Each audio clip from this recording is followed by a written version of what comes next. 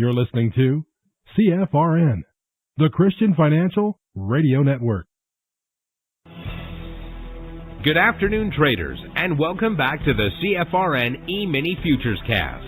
This is the daily broadcast of Indeterminate Length, where we discuss all things E-mini, along with some really big ideas on the finer points of trading gold, bonds, crude, sugar, the euro. Joining us today, Mr. Michael Borth. From our trading desk in Chicago, Mr. Burton Schlichter. Now, to get things started, let's go to our host and founder in Studio A, overlooking South Mountain, America's largest city park. Here's Dwayne.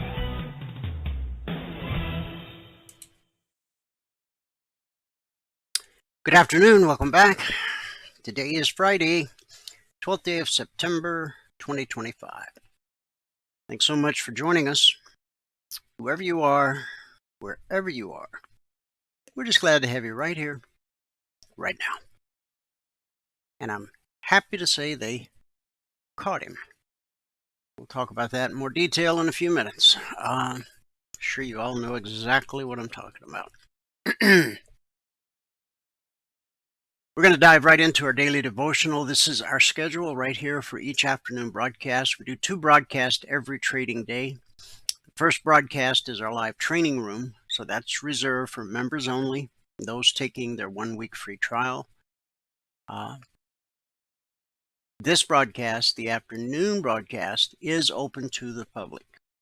Everybody everywhere on planet Earth with an internet-connected device.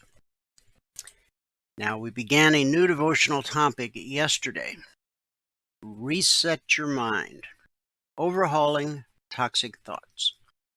Our scripture today, Philippians 4, verses 8 through 9. I'm going to share it from the Message translation.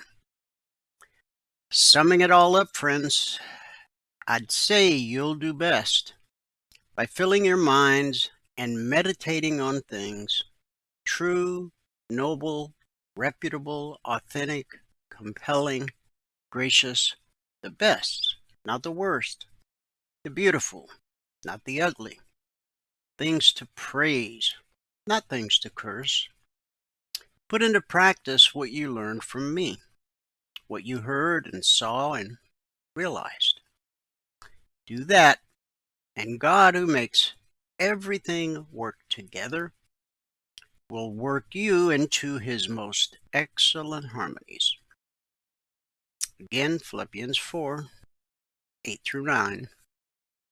And if you read it from the King James translation,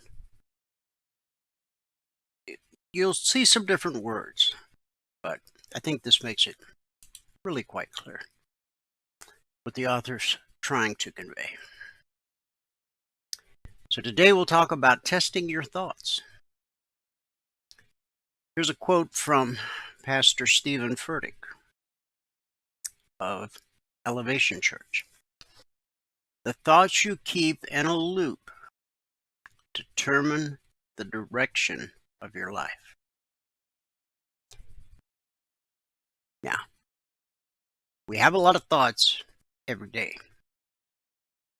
In fact, many experts believe we think somewhere between 60 and 80,000 thoughts per day. That averages out to 2,500 to 3,300 thoughts per hour. Remarkable, right? It would be great if our thoughts were all good. But many of them are negative and toxic. The good news is that we have a guide to help us test our thoughts.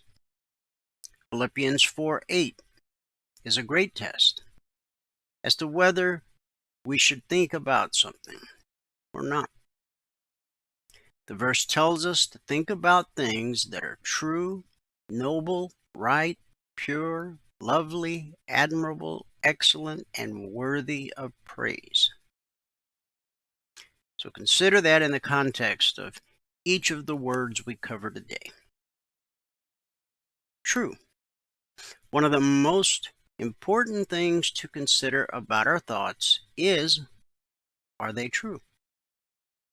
Too often our thoughts are just not true. We need to focus on what is authentic, real, and lines up with God's Word. Noble. Because we are children of God, we're in the highest of ranks. Our thoughts should be royal and regal. Not in an arrogant way, but in not allowing ourselves to think in an unkind or repulsive manner. Right. So many people want to be right. Who doesn't? Want to be the one who is never wrong. But often, we don't allow that desire for being right to permeate our thoughts. Thinking right thoughts means allowing accuracy and appropriateness to guide us. Pure. To be pure in heart and thought is not as difficult as it seems. It's simply choosing to think on ethical, good, upright, and honest things. Lovely. This is a word that isn't used much, but it should be. To think lovely thoughts means to see the beautiful and stunning in life and allow our minds to think upon those things. Admirable. To be admired is something most people want. But do we want admirable thoughts? Thoughts that are credible and distinguished and allow us to live in such a way that is commendable. Excellent. The best of the best is what excellent is. When our thoughts are excellent, they are superb, exceptional, and fabulous. Excellent thoughts lead us to live excellent lives and worthy of praise.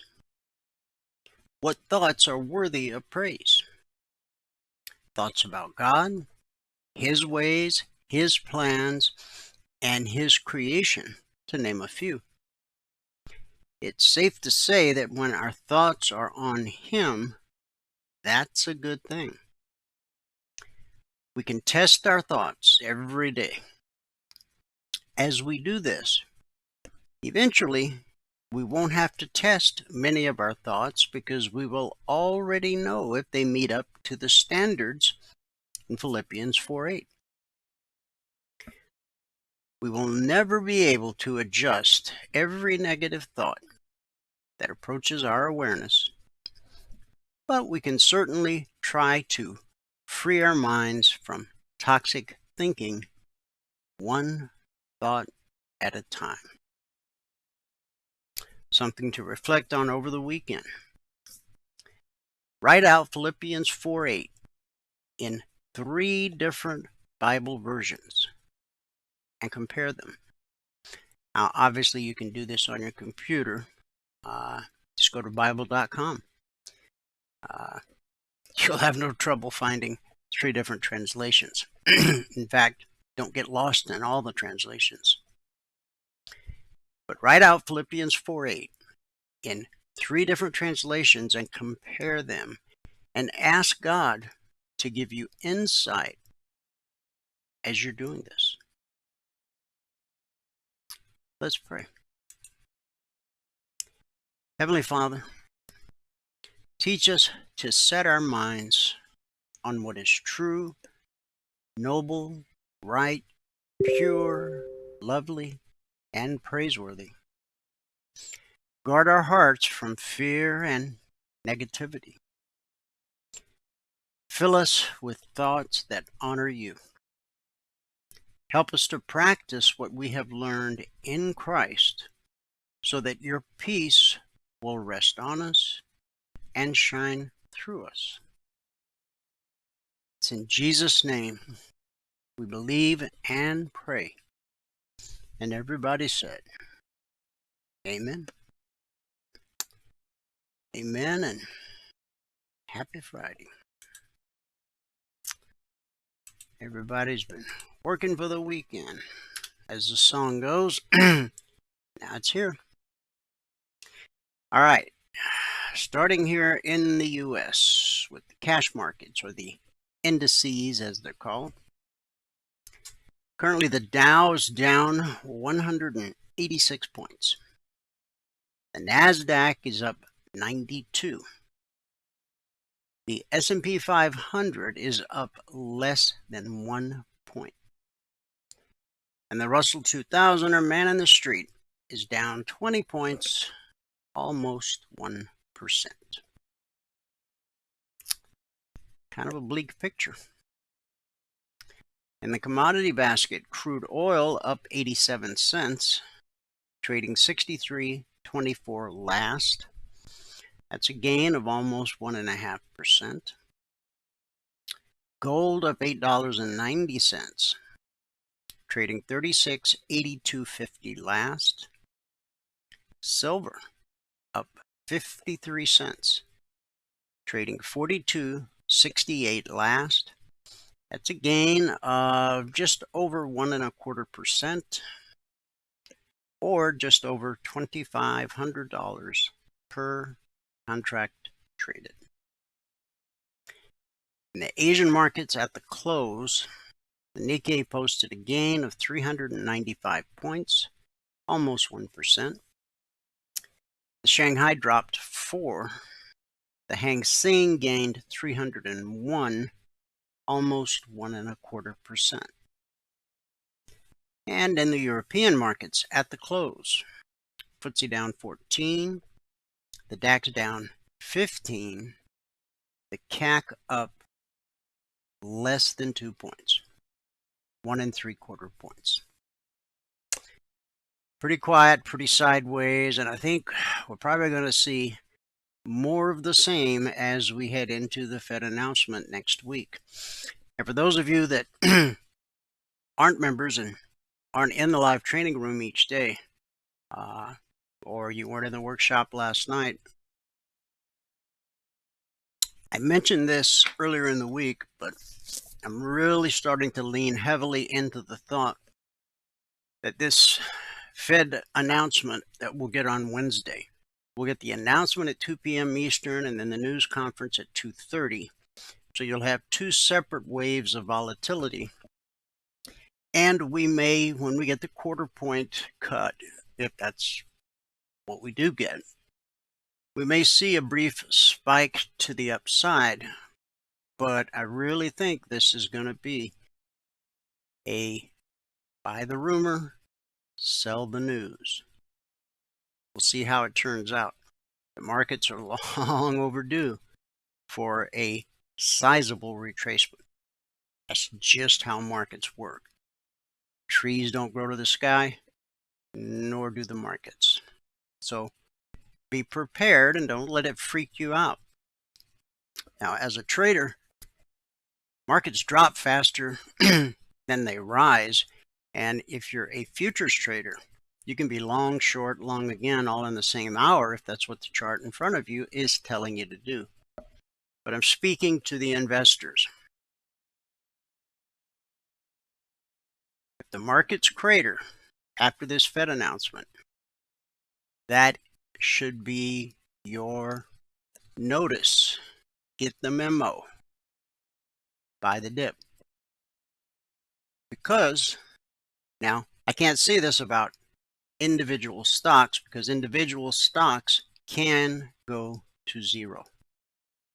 Seen it happen more than once. But the indices themselves, they always go higher over time. It's how they're designed. It's how they're built. We discussed earlier in the week, 3 companies getting the boot from the S&P 500 and 3 fresh, strong companies being brought in to replace them. See, whether it's the S&P, the Dow, the Russell, the NQ, whichever index fund you're talking about, that's how they're done. That's how they're handled. They're constantly reshuffling the deck. So you don't have to worry about, what's the best stock I could buy right now to make a lot of money fast? Simply buy an index fund and feed it as often as you can. And start as young as you can. And if you're past being young, as many of us are, then make sure your children, your grandchildren, your great-grandchildren understand this concept. Maybe you aren't able to leave them a large financial inheritance, but if you give them that wisdom, then they will be able to generate their own inheritance over time.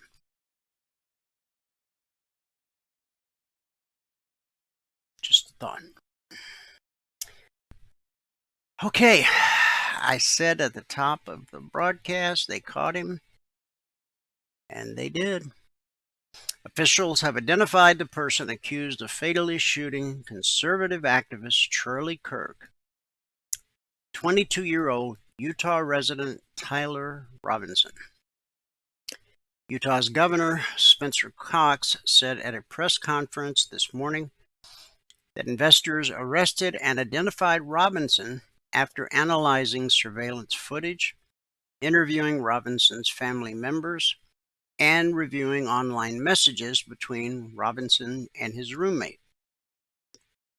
"We got him," Cox said. Standing with FBI Director Kash Patel and other law enforcement officials, Robinson is expected to be charged with aggravated murder, felony discharge of a firearm causing serious bodily injury, and obstruction of justice. Kirk, a co-founder of Turning Point USA and an influential voice in the Trump administration, was shot and killed, as you know, on Wednesday during an event at Utah Valley University, a public school south of Salt Lake City. Charlie actually lived here in Phoenix. Many of you may have saw on the news last night as Vice President Vance helped carry his casket.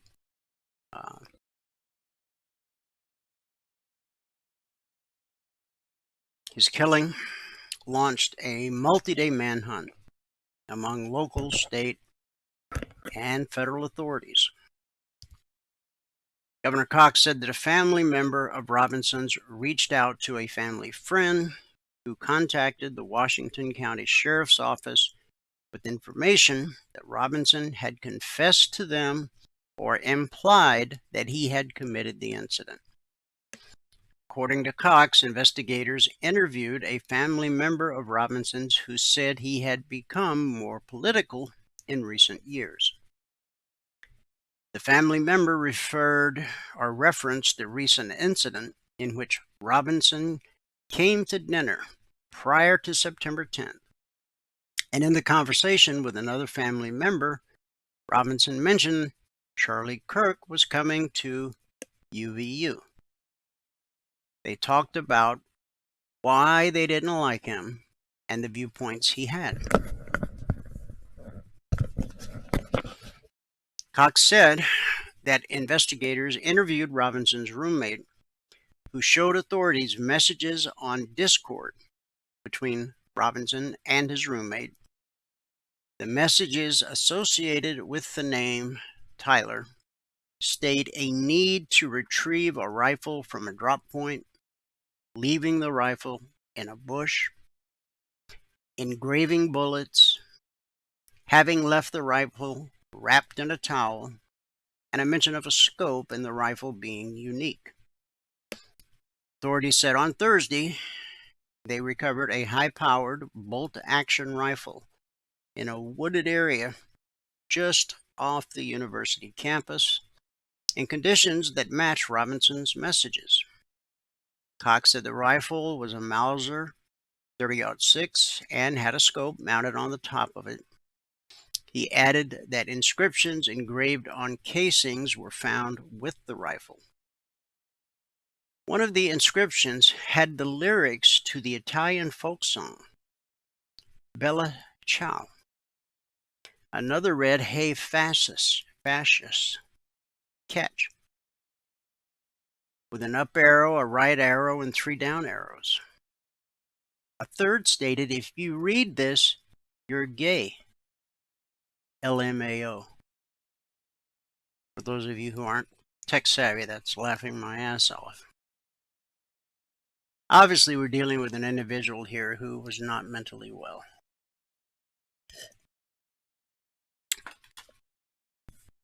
According to Governor Cox, the inscription on the casings fired said notices, bulges, OWO, and what's this? When investigators approached Robinson Thursday, he was observed in consistent clothing with the surveillance images we all saw on TV. NBC News, searches of state and national public records associated with Robinson's name and date of birth found no indication of this young man having a prior criminal record. Public records indicate that Robinson's last voter registration date was on July 13th, 2021, and his political party is none declared. Robinson went to Utah State University for one semester in 2021. The event where Kirk was shot and killed was hosted by the school's chapter of Turning Point USA, a group Kirk co-founded that organizes and mobilizes young conservatives. Somebody that's close. This is what Trump said this morning on TV. Even a little tilt of his head, which nobody else would do, and somebody that was very close to him will say that's him. They did, and he essentially went to the father who went to a U.S. Marshal. And the father convinced the son, this is it. What a sad day, not only for America, but for the world. Believe what you want. Say what you want. Only in self-defense or in defense of another human being.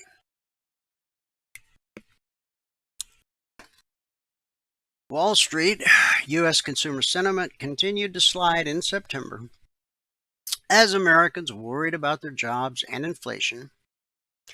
The University of Michigan's preliminary survey of consumers. Now, this is a really important report because it's a room filled with with college students working the phones, literally calling out of the phone book and asking people, are you confident about the economy? And the report can be bought before it's released to the public. University of Michigan figured out a way to make some extra money,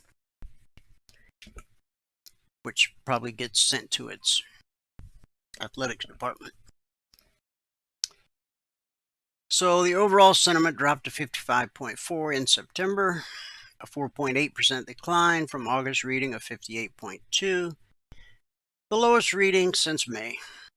The headline Consumer Sentiment Index is down by 21% from a year ago. Well, oh God. How long is it going to take to overcome the damage Biden did to this economy? I don't know that we can. I certainly hope we can. U.S. stocks hit pause today as Wall Street took stock of the U.S. economy from a lofty, record-setting perch ahead of the Federal Reserve's highly anticipated decision on interest rates next week. So again, guys, be very, very careful next Wednesday. And investors, do not freak out and sell all your stocks or whatever else you hold, because we need a flushing out. We need a deep retracement if the bull's going to stay healthy. And that's how it's worked over the years and will continue to work.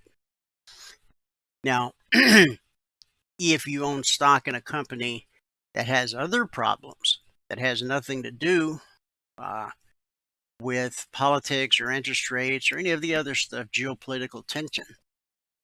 If you got a CEO who was caught stealing, from the company, you might want to get rid of that stock anyway.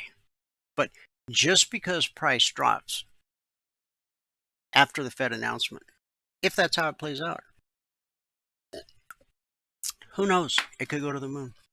It might grow to the sky. We'll find out next Wednesday, but I got a feeling Monday and Tuesday and Wednesday morning of next week are going to be pretty quiet. Fortune magazine wondered on its cover whether Oracle co-founder Larry Ellison might become the world's richest person, while Business Week declared Ellison is cool again, noting that Silicon Valley's bad boy is having his revenge.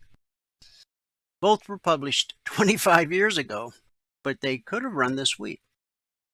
The octogenarian Ellison is back in the headlines after Oracle announced a clutch of cloud computing deals that rocked the tech world and sent its stock up 35.9%, putting Ellison's fortune close to $400 billion, second globally only to Elon Musk. Then on yesterday, news broke that Paramount, the media conglomerate Ellison's family now controls, is preparing a bid to buy out the storied Warner Brothers Discovery, threatening overnight to dominate Hollywood and culture. So, looks like Larry just might be on his way to once again becoming the richest man in the world. It's a few billion among friends, right? President Trump said that his patience with Russian President Vladimir Putin is running out fast, and threatened Moscow with new economic sanctions as efforts to broker ceasefire talks with Ukraine have faltered. It'll be hitting very hard on with sanctions to banks and having to do with oil and tariffs, Trump said in an interview this morning.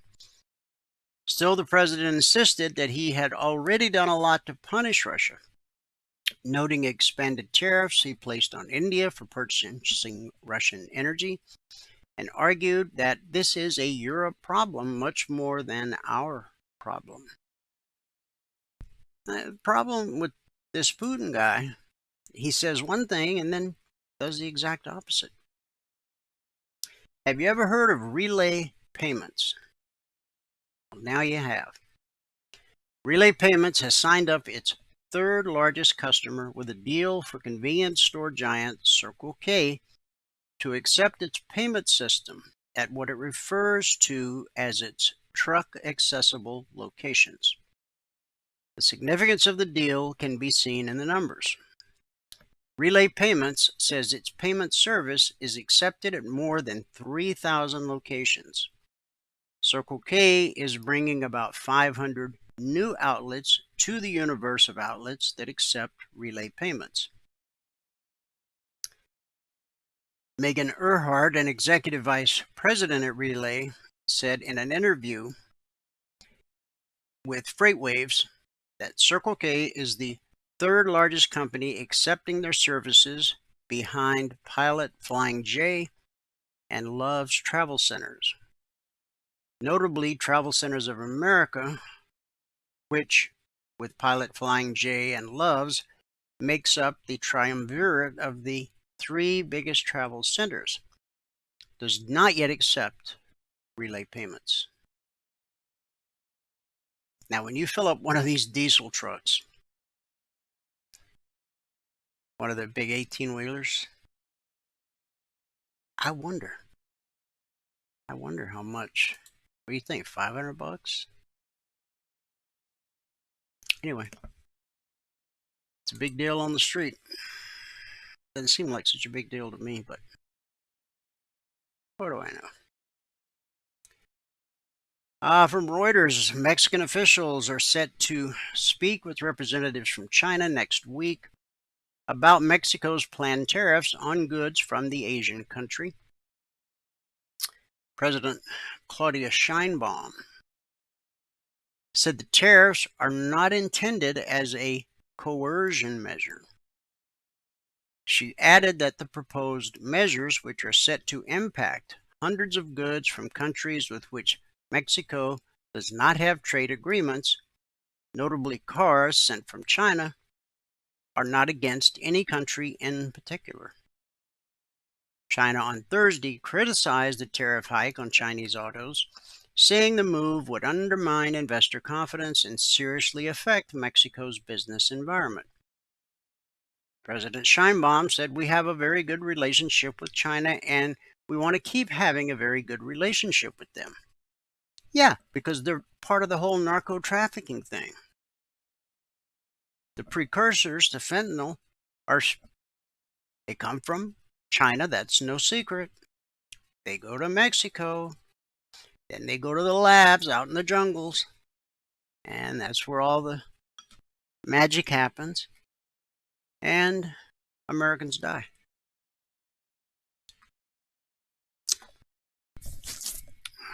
I don't think we need a trade deal with either one of them, China or Mexico. Enough's enough. America has been the whipping boy of the world for too long. Too long. Last from Wall Street, Amazon is still a dominant player in the cloud wars, but its slower growth has some investors sitting on the sidelines. We're in the very early stages, but there is such enormous promise in the technology, according to Amazon Web Services CEO.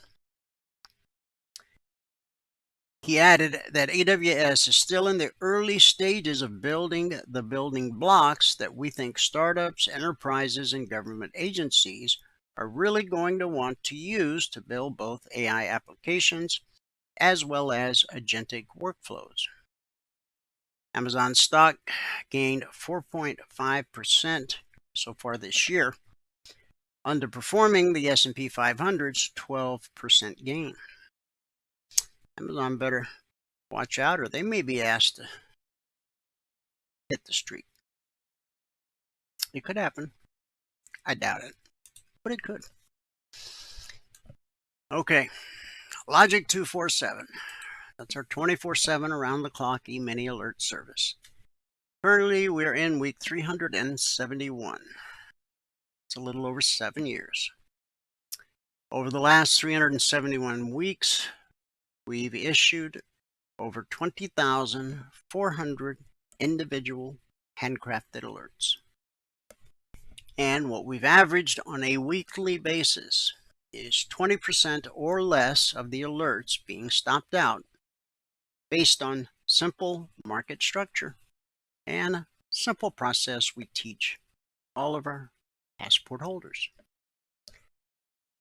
This week, a little light, since the markets opened Sunday night at 6 p.m. Eastern. We issued a total of 49 logic alerts. Still waiting on the outcome of 16. That gave us 33 actionable alerts, of which 6 or 18% would have been stopped out based on simple market structure and the simple process we teach all of our passport holders.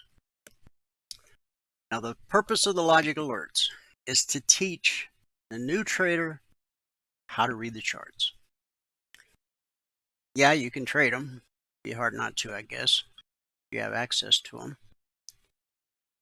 But really focus on using them to learn how to read the chart. Because someday, none of us are getting any younger, right? So while you have the opportunity, while someone is actually willing to teach you how to read a chart, I would get after it.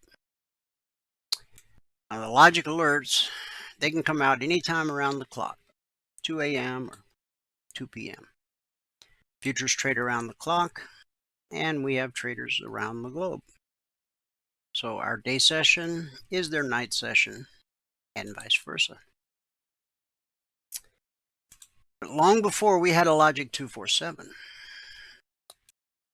we had our original alert service, the concierge trade alerts. They're quite different. Number one, they don't come out around the clock. They're posted as a static report shortly before the Globex Open each evening, Sunday through Thursday. So the Friday session that we're in right now began last night at 6 p.m. Eastern. But all of our traders and even trial members had all of these targets 5 minutes before the markets open. Not that it made a lot of difference in some cases because the markets have been so flat and so quiet, but nonetheless, we keep on trucking. S&P 500, the Dow, the Russell, crude oil, the NQ, gold, and silver. So let's go take a look at what happened since we put in that new all-time historic high yesterday. We'll start with the S&P 500, Emini futures, the bellwether. Now, the new all-time historic high,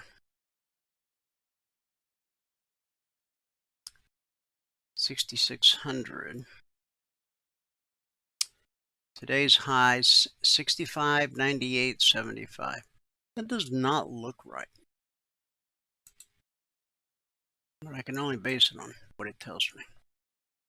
So let's refresh it, see if we can get it to look right. Yep, okay. All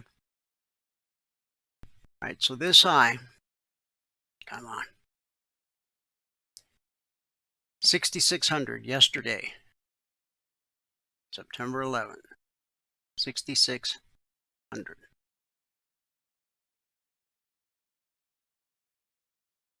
Oh, I see the problem. This should have been, when I moved it yesterday, I should have put it at 6605.75, right? No, the high is 6,600. Okay, so I need to get it down to 6,600. That's the problem. I must have moved it earlier when I know I had it right yesterday. Yeah, okay. So today's high, 98.75. Yesterday, 6,600. So this line is one tick above the actual all-time historic high, and this is also the all-time historic closing high. We closed at 65.9175. And today, we just haven't done much. That's a mighty quiet Friday.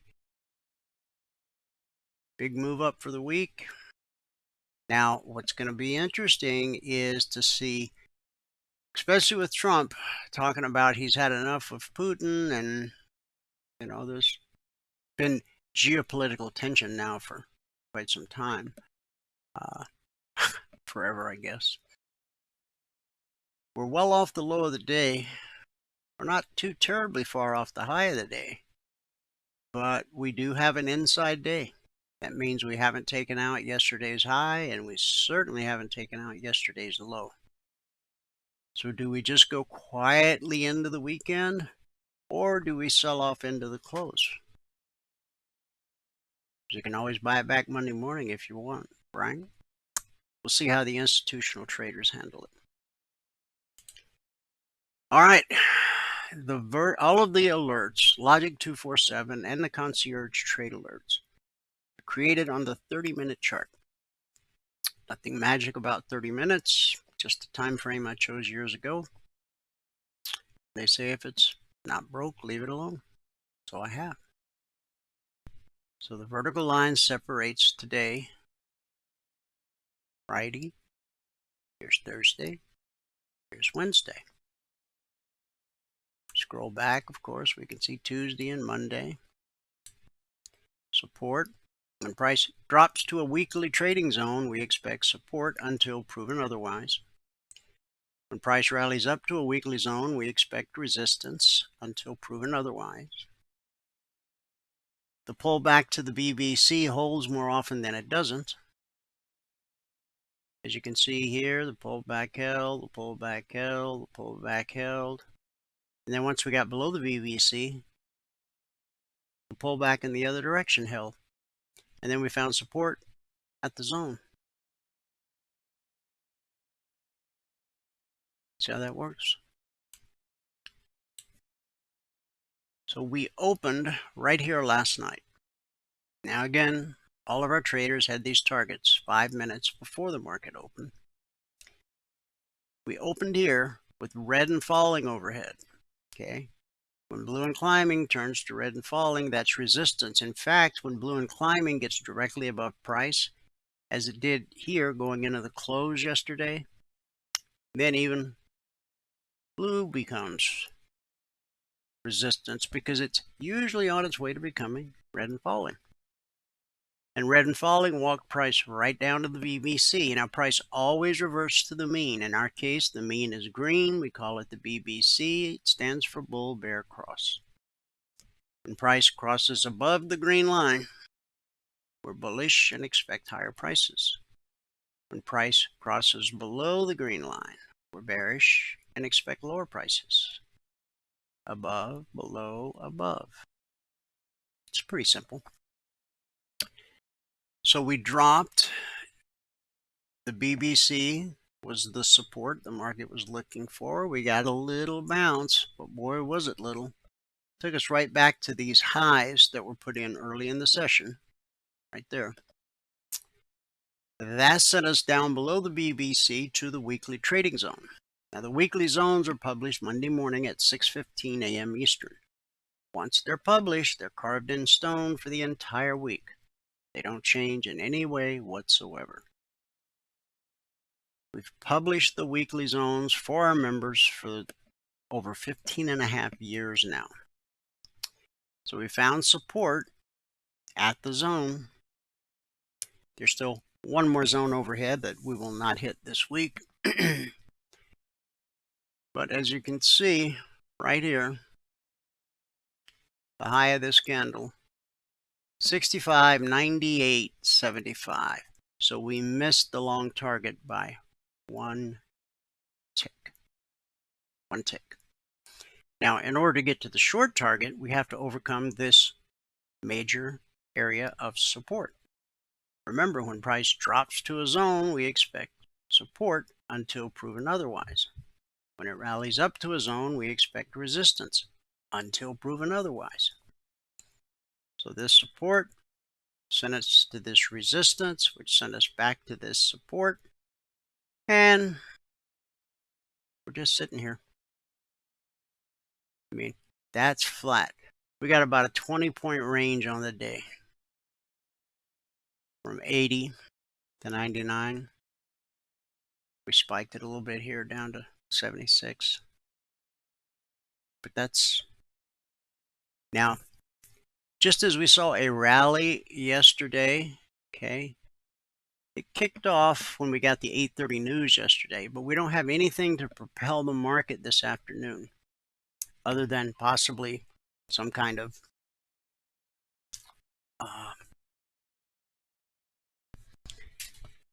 news outside of the markets. There's no scheduled economic reports is what I'm trying to say. So we could go sideways quietly into the weekend, or we could see the opposite of this, I think.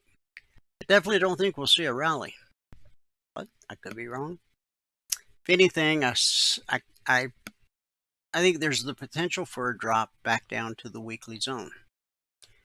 Now, keep in mind, these zones were published Monday morning, 6:15 a.m. Eastern, and once they're published, they're carved in stone for the entire week. All right.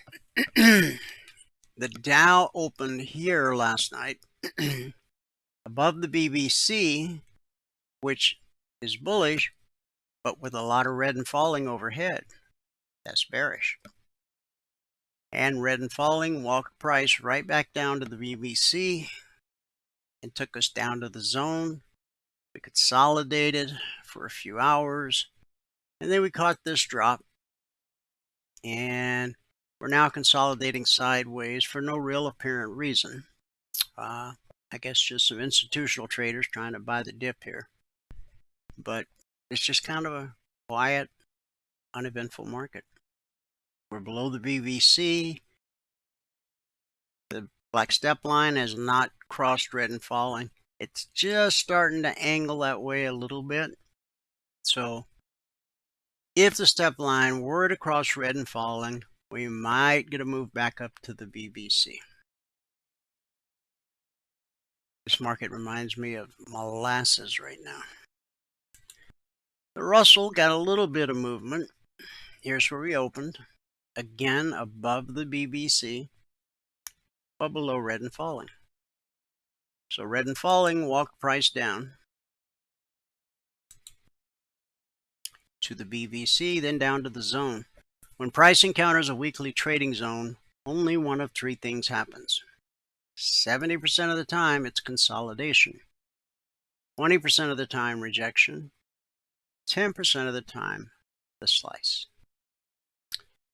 So we consolidate, we attempted higher, and this high right here, we couldn't take out that high.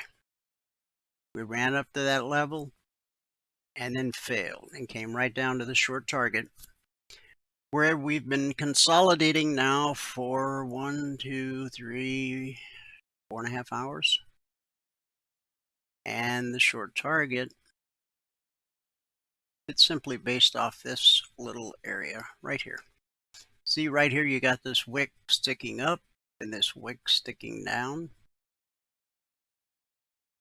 Put your cursor right in between those two, and voila, there you have it.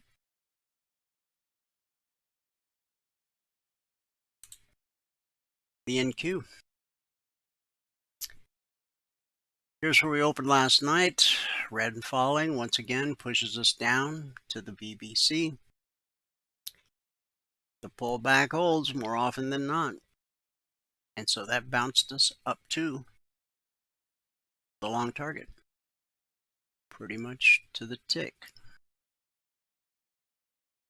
24039.75. And the zone was 4.0. So, yeah. Tick. Now, what was the long target based on? Right here. Where blue turned to red. It's really simple. So support sends us to resistance, which sends us back to support. Now this time we spiked the BBC a little bit. This low,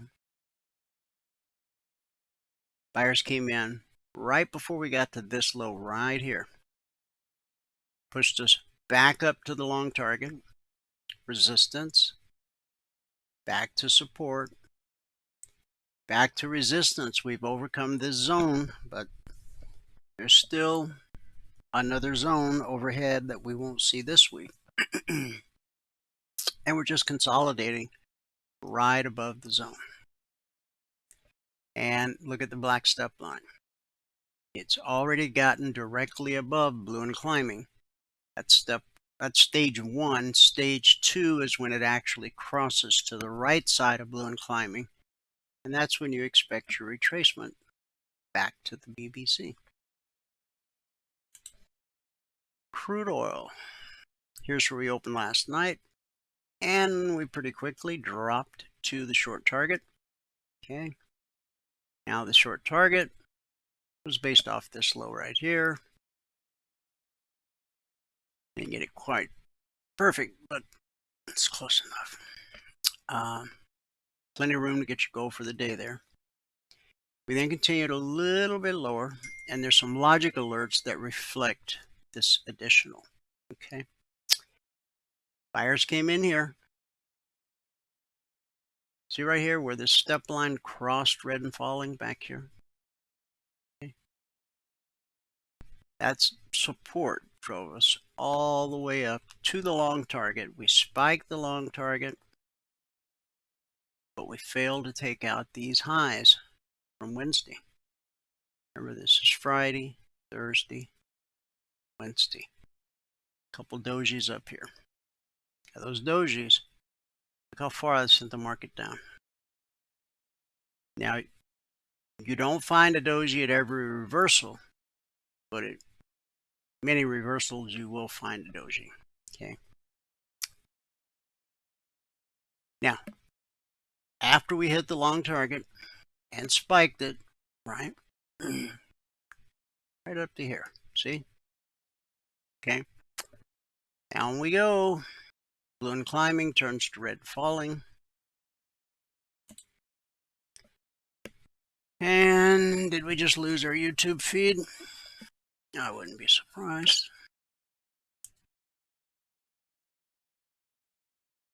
Yep, I think it's still working. Just refresh your charts whenever, if you lose it on YouTube. Okay, so where's price headed on crude? I would suggest there's a potential for support right here, 62.60. But most likely we'll head down at least to this zone, 62.35/62.40. And then we've got this bullish cross right here. And I was off on that last night. That short target should have been right where the bullish cross is, at about 62.15. So I gave it a little extra room. Why? I don't know. I probably just wasn't looking close enough, I guess. All right, gold. What do we got? This was the open. We're above the VBC, but again, we got red and falling overhead. Just like with the other markets, what did it do? It sent us down to the zone below where we found support. Now, again, this is the zone that was published Monday morning at 6:15 a.m. Eastern. Okay, support. Sends us up to resistance at the zone, which sends us up through the long target. Now, this one candle right here opened at 74 and ran up to 81. That's $700 per contract traded in that one candle. Now, these highs right here are a reflection of these highs. We failed to take them out. That sent us back to the top of the long target. So once you trade through the long target, the retracement, that long target will often become support. And it did. And it sent price right up to the zone. We sent it right back to the top of the long target. We sent it back to the zone. We sent it back to the top of the long target. And looks like it now wants to send it back up to the zone. And there's still one more zone way overhead that we won't see this week. Probably just chop around into the close. Last but not least, silver. Nice day for silver. Now remember, silver's only been to $50 twice in history. Back in the 80s when the Hunt brothers tried to corner the market. And then a few years back of its own accord. My hope for silver is that this time we break 50, and then 50, instead of being resistance, as it has been for all of history, will become support on the retracement. That could quickly send us to 60, 75, 100. You got to understand, over 90% of the gold that's ever been mined is still in existence, whether it's in coins or bars or jewelry. Not so with silver. Now, there's still some of the silver that's been mined in jewelry and other things, and coins and bars. But a lot of silver gets used up in industrial applications that's not recoverable. So you're comparing apples to oranges if you look at gold and silver any other way. So $50, that would be nice, gotta say. So we opened here, dropped to the zone and the BBC, so that's support times 2. Price drops to a zone, we expect support till proven otherwise. When price pulls back to the BBC, zone, BBC, support times 2. That sent us up through this zone, but that zone held on the pullback. Sent us up to the high of the session, which was 43.04. And then a retracement back to the zone support. Remember, when price drops to a zone, expect support until proven otherwise. And then a leg, and then a retracement. But now we got a high, we got a lower high, we got a lower high. And it's Friday afternoon. I'd be very surprised to see, it would really get my attention if we saw any kind of movement one way or the other out of silver on a quiet Friday afternoon. The ES, it's possible. I don't think anything's changed since we last took a look. 98.75. Yesterday's high, 6,600. So it's possible we could creep up there, but just be careful going into the close, because institutional traders that have been long this whole move up, they just might pick this Friday afternoon to unwind those positions, go home with a happy face. You might want to do the same. So I wonder if Michael's having trouble getting logged in today. He had trouble getting logged in yesterday. To become a member, email Valerie, support@cfrn.net. Just let her know you want to become a member. Oh, here he is. Here I am. Okay. All right. We're ready when you are. Yep. Excellent. Here we go. This over here. There it is. All right. Looks good. Excellent. Let me put this back down where it belongs, and this back down where it belongs. And this one. There we go. All right. So here to here to here. Good afternoon, everyone. Today is Friday, the 12th day of September 2025. Now, if you have not taken a free trial with us and you want to, go here to mytradingview.com, click on this button right here. I believe I need to refresh this and that. Click on this button right here. There's no credit card required for the trial. Once you do that, it will bring you to this page. Should have all of next week's stuff on it. Loading. There it is. Should have all the next week's stuff on it. It'll bring you to this page where all we ask for is your name, your email, and your phone number. Down at the bottom, make sure you give us a TradingView login ID. Okay. If you don't have one of those yet, click on this link right here and go get one. All right. Once you do that, you will be able to get your indicators indicating on your desktop, so you can take part in our trading room every day during your trial, and even when we're not. All right. All right. So today, if you can read the spreadsheet, you have to read all the CFTC risk disclosures down at the bottom. It started off fantastic today. It was all downhill after that.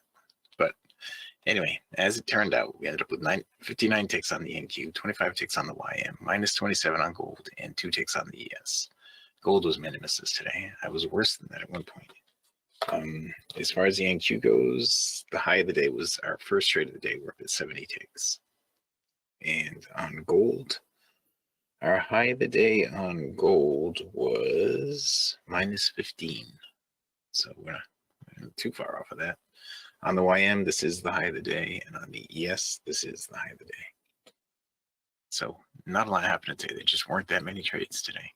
We took one trade in 1 minute this morning to get to 3,500 bucks. We ended up with a 70 tick trade on the NQ. Went right through my 45 tick profit target. And we took a total of 22 trades this morning. So on the month now, we're at $7,635. That's over 9 business days, averaging $848 per contract per 2-hour trading day. And on the year now, we're at $192,080 over 156 trading days, averaging $1,231 per contract per 2-hour trading day. Now, Following the 24/20 blueprint, if you were to quit trading when you get the goal for the day and you were to add 1 contract per month, so far this year you'd be at 9 contracts. You'd still be just under 22 hours, right? And what we did today made up for yesterday, kind of. If you average these 2 out, it still brought the overall hourly average down, but it didn't bring it down a lot. It brought it down a little bit. But you'd be at $121,667 and averaging $5,534 per hour. Okay, pretty good money if you can get it. Now, let's have a look here and see what we did. This was gold. Gold had our number today, right? We started here with a stop out. We followed up with another stop out. We're at minus 30. Had a break even right there. And then here we ended up with 10 ticks. That got us to minus 20. Then 1 tick got us to minus 19. Then we stopped out again. That put us to minus 34. And then we got 5 ticks right there, got us to minus 28. And 1 tick here got us to minus 27. And that is how we wrapped it up with gold for the morning. See, there were no other trades this morning. I think we got pretty much all of them on gold, and that's how we ended up. So gold had our number today. Now, I don't know if a different time frame would have worked out better, but certainly the 9 range created complications. And go back here like this on the YM. Okay, on the YM, we had a break even there and a break even there, and then we picked up 5 ticks on the first one. Break even again, then 10 ticks got us to 15. Then there was another 10 tick one here somewhere. Somewhere in here, there was another 10 tick trade that got us to 25. I don't know where exactly it was, but there was one more 10 tick trade. Might have been in here somewhere. Here, this was it, I think, right here. Got us to 25, and that's where we ended up with the YM. Now, during the break, things got pretty sideways and sideways in here during the break. So let's see if anything triggered out of that mess. There was one trade right here that would have just about stopped you out right here. It would have ended up with a break even a little further down. Nothing in there, nothing in there, nothing in there, nothing in there, nothing in there. This was a trade right here. That would have been a break even. This was a trade right here. It would have been a break even. This was a trade right here. Would have been a break even. I mean, each one of those went about 7 or 8 ticks. They didn't go very far. And this is on a 7 range. I don't know why I have it on a 7 range right now. It was on a 9 range this morning, but on a 7 range, all those trades would have been break evens. And that was it. Now we'll put it on the 9 range and see what happened with that one. All the same outcomes for those trades, but during the break, there was, that other one that I said I got 2 ticks on it, another 10 ticks. It might have been that one, or it might have been this one. Either way, that was a trade there that would have worked out. This was a trade here that would have been a break even. This was a trade here that would have been, it would have gone at least 9 ticks. This was a trade here that would have worked out. This was a trade here that probably would have stopped out. It's on the 9 range now as opposed to the 7. And that was it. That was it for the YM today. Right, the S we hardly had anything on. You can see the whole day on the S is right here. It's the whole day, and I don't even have the 1+2 that we have. On the ES, we started out in here. The ES was the 3rd market we traded. I don't know where it was that we traded it, but we had a +2. It might have been, that wasn't a trade. Might have been right in here. We got +2 ticks, and then we had a break even, and we had another break even in there somewhere. We ended up with 3 trades on the ES this morning that we took. 2 break evens and 1 +2. Now, during the break, that was a trade there that would have worked out. See, it was going kind of sideways right there on that one. Didn't want to overbought anyway. This trade right here would have been okay. This one right here would have been okay. And that was it on the ES. So during the break, there were a lot more opportunities the whole morning session. All right, the NQ, I got this on a 47 range right now. Let me go back to a 19 range and let's put all this stuff back on it. Okay, and there we have it. All right, so Dwayne's probably already told you, but we're going to be rolling over the rest of these indexes probably Sunday night, Monday morning. Okay, they prompted me to roll over the YM today, but it is nowhere near ready to roll over. But by the end of the day or by Sunday night, it's very possible they will be. All right, so on the NQ, this is where we got our goal for the day, this trade right here. You can see it went way up there really fast. It gapped. It gapped here and then it gapped there, and it ended up giving me 70 ticks. 70 ticks. That means it slipped me 25 ticks positive with 10 contracts. That was awesome. That was a great start to the day. And then it went all downhill from there. All right, so we had that one. And then I missed two really nice trades on the NQ. Where were they? They were both shorts, I thought, right after that. It was a long right here that I missed. And looks like there was a short here that I missed that didn't go anywhere. Another short there that I missed. Looks like it might have been a break even right here or a stop out right there. I'm not really sure which. A long right here. Now, all this happened in like 5 minutes. I was still writing down, trying to figure out how much I made on that first trade when all this happened. So I missed all of that stuff. And then I think this was the one that I said was a nice trade that I missed. That one. And then that one. And then I finally got my head back on and I was able to take a couple more trades. I took a break even here. And I took this one here. Now, somehow I managed to stop out on this. It looks like it definitely went 10 ticks in a profit. Somehow I managed to stop out on that. And that took us from, so now we had a +2, right? After that first one, we had a +2. Yeah, we had a +2 in there. Got us to 72. And this took us down to 47. And that took us down to 72 down to 47. One of those was, you know what, I think this wasn't a stop out. I think this was my +2. That's what it was. That was my +2. And then this was my stop out. That got me to 72. And this was my stop out, brought me down to 47. And then we had a break even, and we had a +8 to get us up to 55, and then a +4 to get us to 59. And that, it looks like that's where I stopped getting anything out of the NQ. I was trying to get things out of the NQ, but it just wasn't giving it. You see, none of these were valid trades in here. All the way over here, and this one wasn't a valid trade, so nothing else matters. All the way over here, nothing, nothing, nothing, nothing. That right there was a valid trade, but that's the break right there. That was a valid trade. That wouldn't have worked out.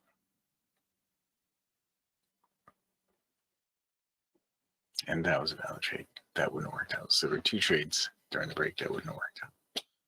And that was it. So it was not easy trading today on the NQ. We didn't have as much opportunity as we normally have either, to recover from mistakes. I did end up positive on it with 59 ticks, but I was hopeful after that very first trade where it just nailed it. Now, the market seems like it's getting kind of tired here. If you look at this on the bigger picture, now I drew all this out yesterday for you, right? There's one thing that I didn't do. I didn't say to exit the calls up here. If you bought the puts like I did yesterday, I bought the puts. I'm looking for it to get down here. Then I'll sell the puts and I'll buy the calls. And then when it gets up here, I'll sell the calls and I'll buy more puts. And this part right here is all going to happen really quickly. Okay. When it drops down here, you want to bail out of those puts. And that's when FOMC happens on Wednesday. Okay. I'm waiting for this sort of leg down here to happen. It's bound to happen here soon. If I go to context BP too, if I go in here and I just put the black step line on this and the MA1 on this, you see that is the meeting last time I put the weekly trading zones on. That's what's all the charts. You can see right up in here where the black step line crossed the MA1. Now, usually when it crosses the MA1, it happens before a big move down. If it crosses above it, usually happens before a big move down. So we're due for that big move down anytime now. And hopefully we'll get it. Who knows what's going to happen? Something's going to happen this afternoon, over the weekend. I don't know what's going to cause it, but we're due for it for sure. Okay. Okay. And for those of you guys who are following XRP, I read that they're going to have their first ETF released today by a smaller company. But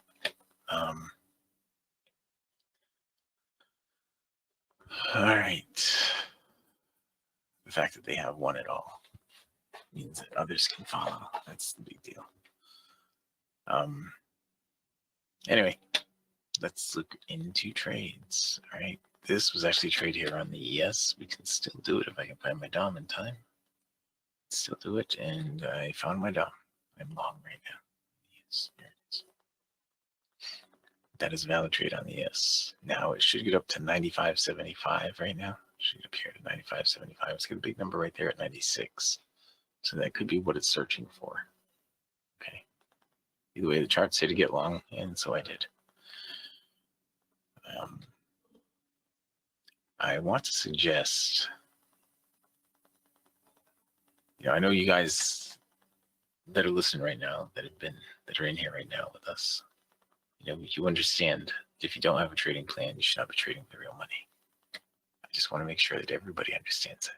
If you don't have a trading plan that you're willing to follow again and again and again, no matter how many times you stop out, you're going to follow the same plan again and again and again, then you should not be trading with real money. Okay? Not even in those prop firms. They have demos too. You can trade and demo in those things too.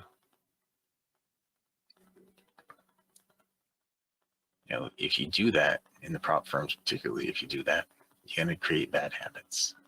And bad habits cost a lot of money. They're expensive habits.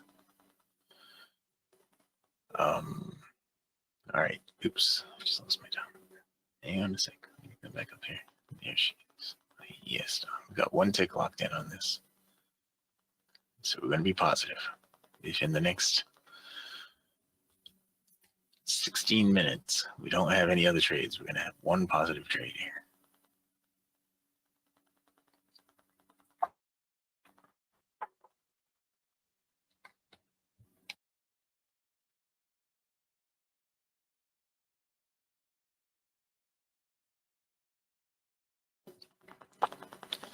All right, I'll lock in one more tick. Seems to be stuck at one point right there. But with 10 contracts on, this is $250. I know it's just two little ticks, but it's $250. That's more than I just spent on groceries during the break.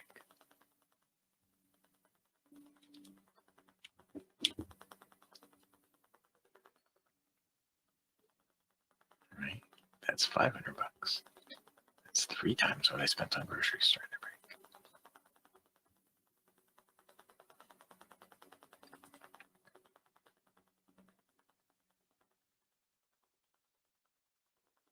I spent $150 by the way. Count to just about that $150 at Sam's Club.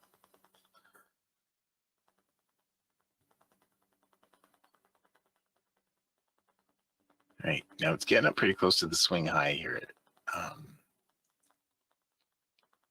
95.75. So I'm going to lock in a couple more. So we have 6 ticks locked in here.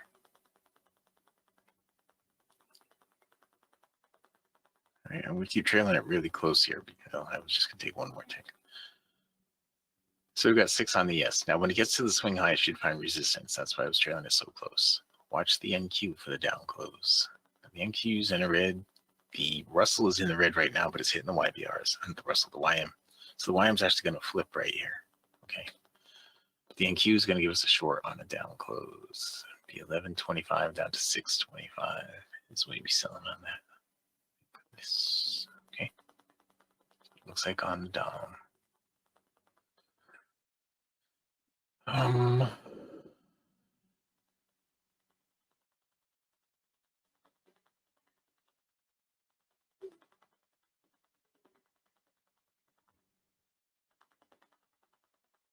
And there we go. We're in it. Now it should go all the way down here to 24.96. All the way down here to 24.96. That's pretty close to my target down there. Need 10 ticks in profit, bump the stop to break even. So from 650, it's got to get down to 4 right here.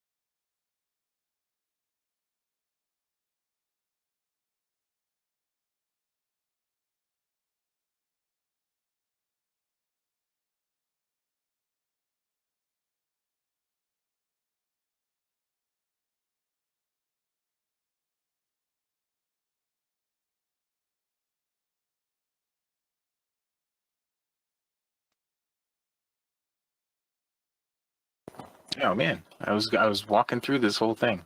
I was saying that's 6 times my groceries. That's well, now we're at, what are we at right now? 650 down to 150. That's 20 ticks. 20 ticks. And we're out. All right. Well, that was it. So we had, I hope my mic was on when I was doing all the other ones. I did that one. And when I did this one over here, I hope my mic was on for that. Anyway, we picked up 6 ticks on that and 20 ticks on that. And now we're waiting.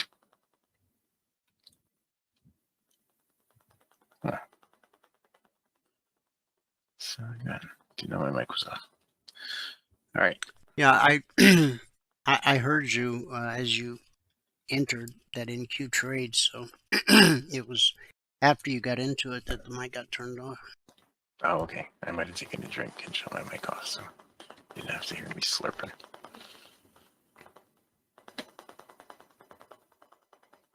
Mm-hmm. And those are the only 2 trades that have triggered in this session. And that's actually what I made on those 2 trades is more than I made in the whole morning session. $275 on those 2 trades, $175 per contract. And I made $170 all morning. So that doubled it right there. Pretty happy with that. I got a feeling it's going to be pretty tight between now and Wednesday at 2 o'clock and 2:30. Yeah, I suspect it will be too. Unless Trump does something. Yeah.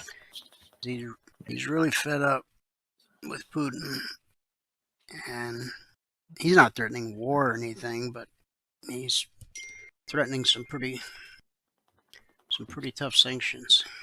So we shall see. We shall see.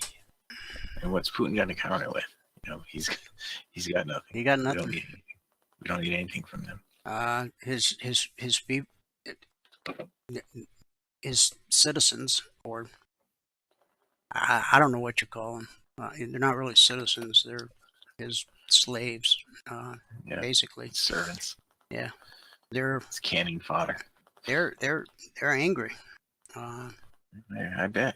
We don't. They're marching in the streets, but it's difficult to get video footage of just how angry they are because He rules with such an iron fist, and You only get to March Industries once, and then you sent away to Siberia or something that's like right. that. Yeah. Never to be seen again. Yeah.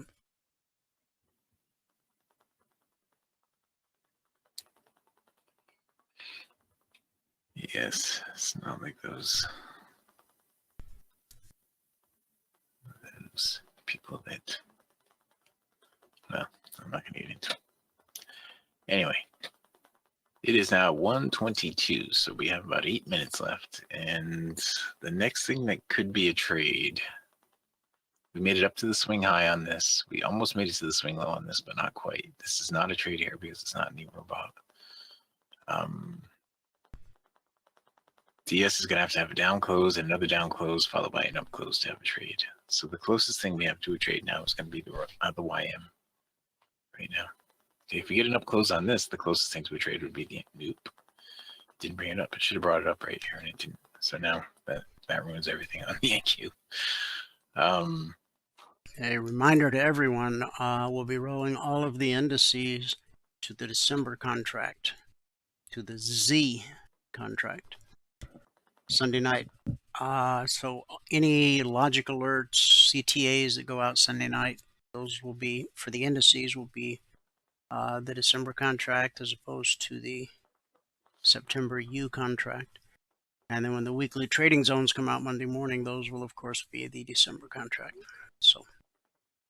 And for those of you guys that are using Sierra to roll this, you'll be prompted with the thing over here in the yellow, and you can click on that if that happens to prompt.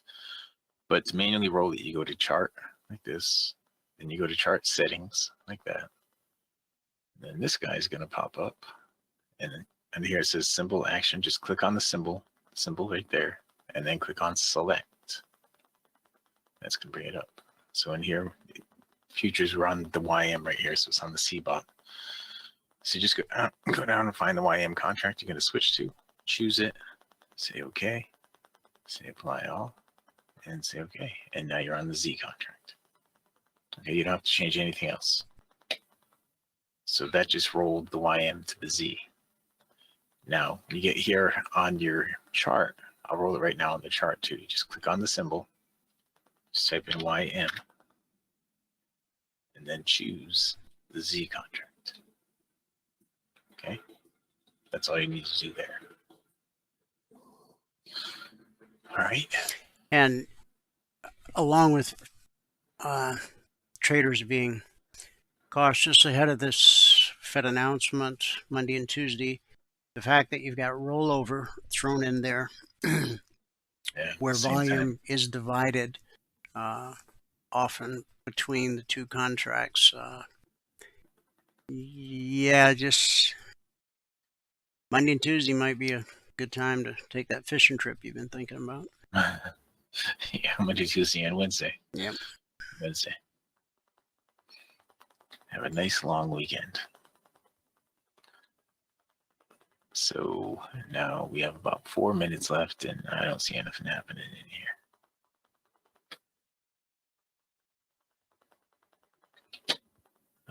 Let me go through that one more time to change your symbol.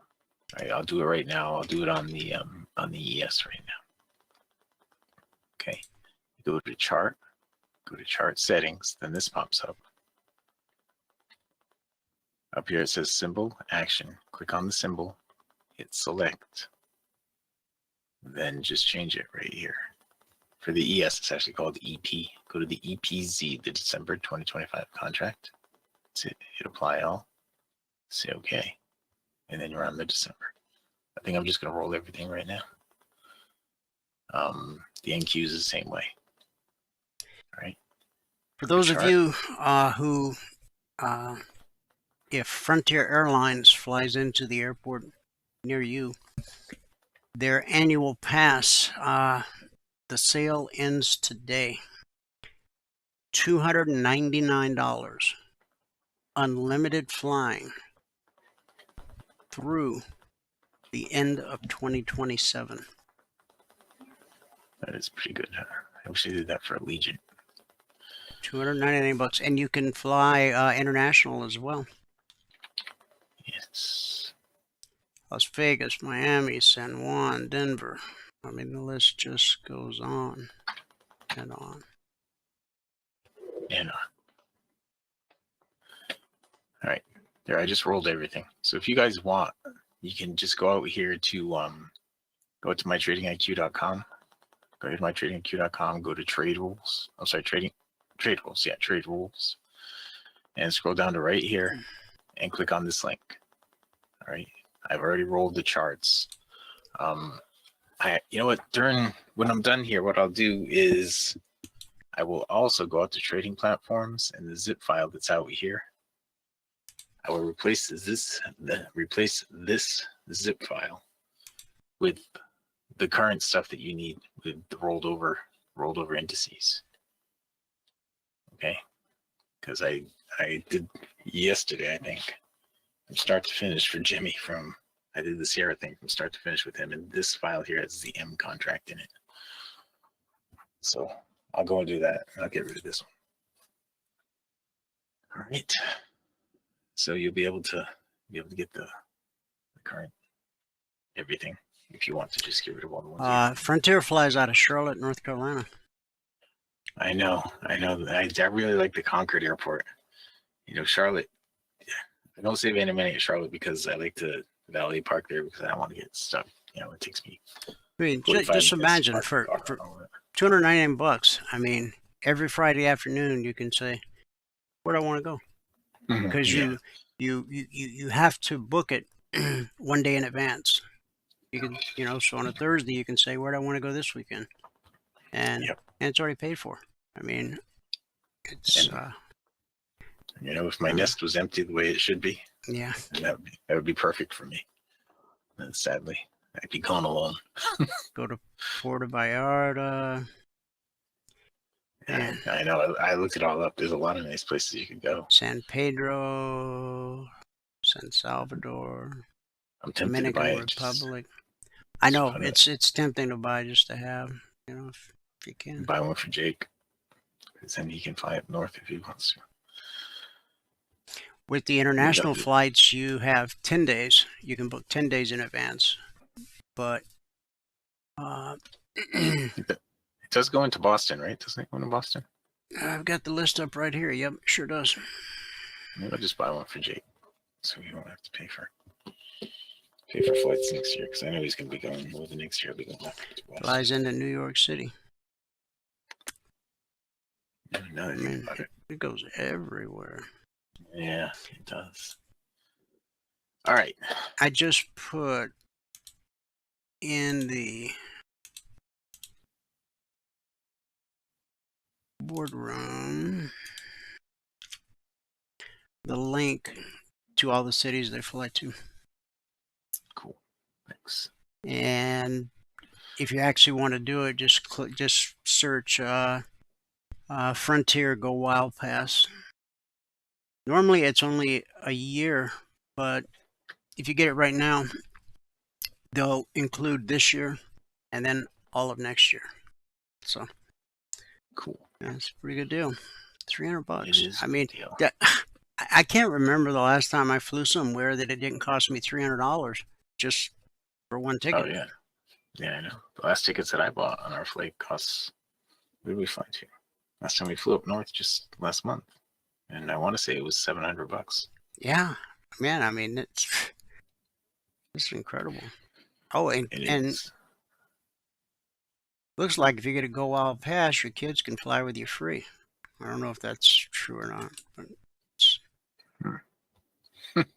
but it does say they have a kids fly free thing. Yeah. I don't know if you can. I don't know if you can use. I don't know if you can use them together along with the Go Wild Pass.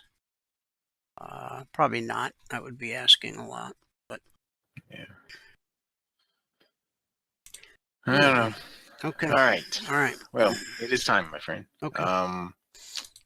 So, what did we finish up with? We had a couple of trades in this session. We were up 6 on the ES and 20 on the NQ. We finished out the morning session. Look at that was exactly how we finished out the morning session. I thought we were at 170 this morning. We're at 175. So that's exactly how I finished out this session. $175 a contract. This morning, we're up 59 on the NQ, 25 on the YM, minus 27 on gold, and plus 2 on the S. This session, we're up 20 on the NQ and 6 on the S. Either way, right now on the month, we're up $7,635 in the morning session over nine days, averaging $848 per contract per day. And on the year, we're averaging $1,231 per contract per day. Okay.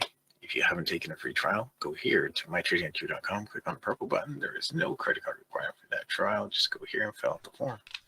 Make sure you give us your TradingView login ID right there. All right.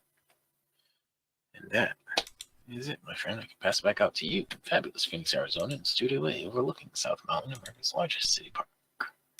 If you are ready. All right. A recap of the morning session. Today it took 1 minute and one trade to get to $3,500 with 10 contracts on. Good job. Thank you. Thank you very much. All right, guys, we covered all of the markets in granular detail. If you missed it by chance, 30 minutes after I sign off, 45 minutes, go to youtube.com/CFRN. You can see the broadcast in its entirety.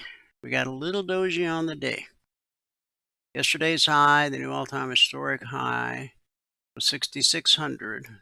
The all-time historic closing high was 65.9175. And today's high, 65.9875. So, interesting times. To become a member, email Valerie. Let her know you want to become a member. She'll send you an email with all the information you need.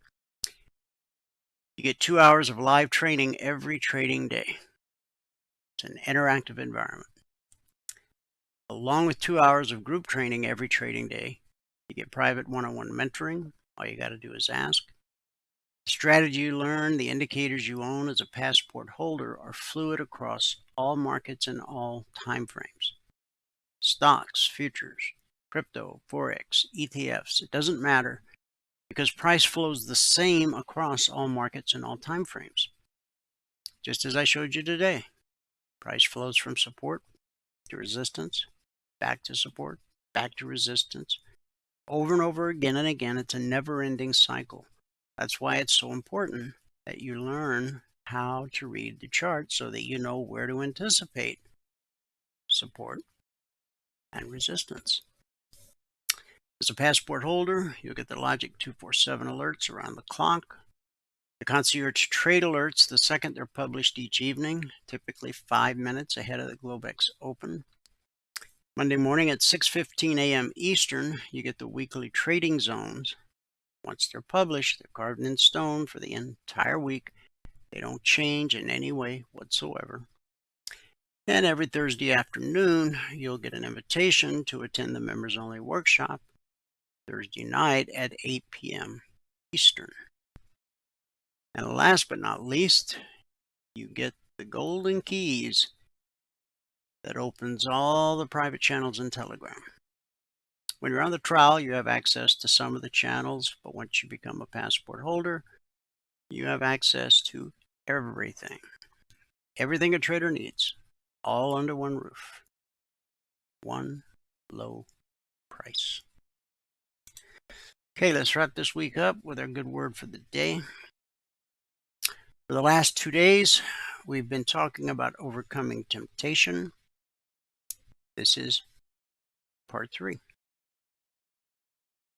No temptation has overtaken you except such as is common to man.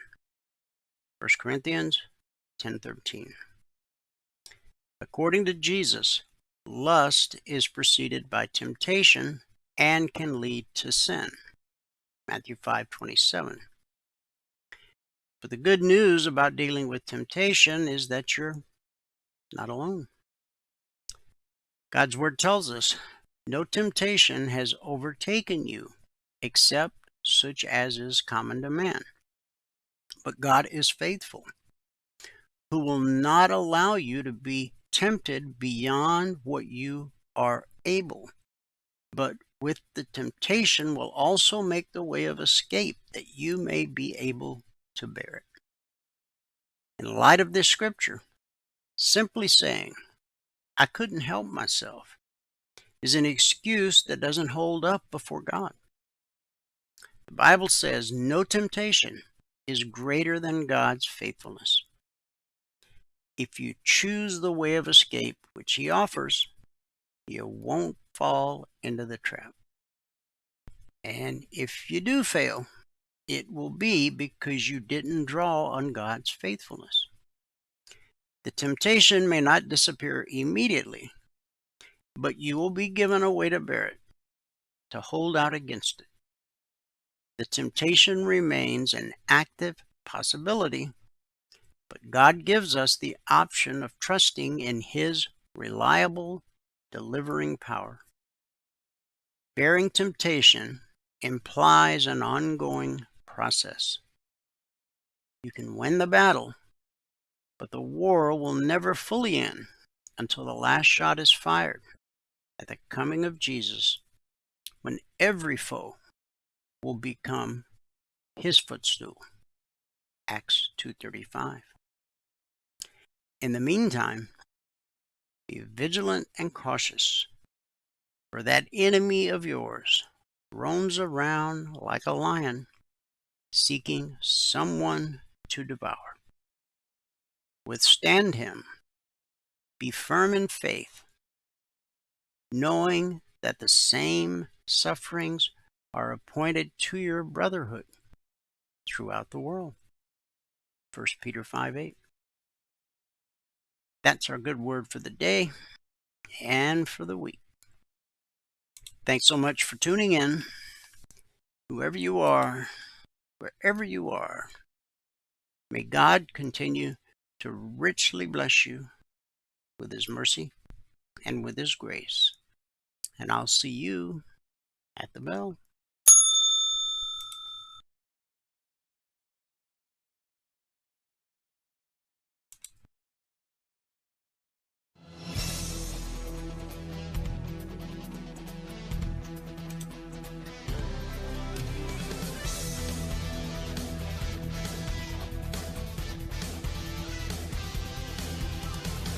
Remember this, there is no greater return on investment than to see a human life changed and given hope. As always, pray hard and trade safe.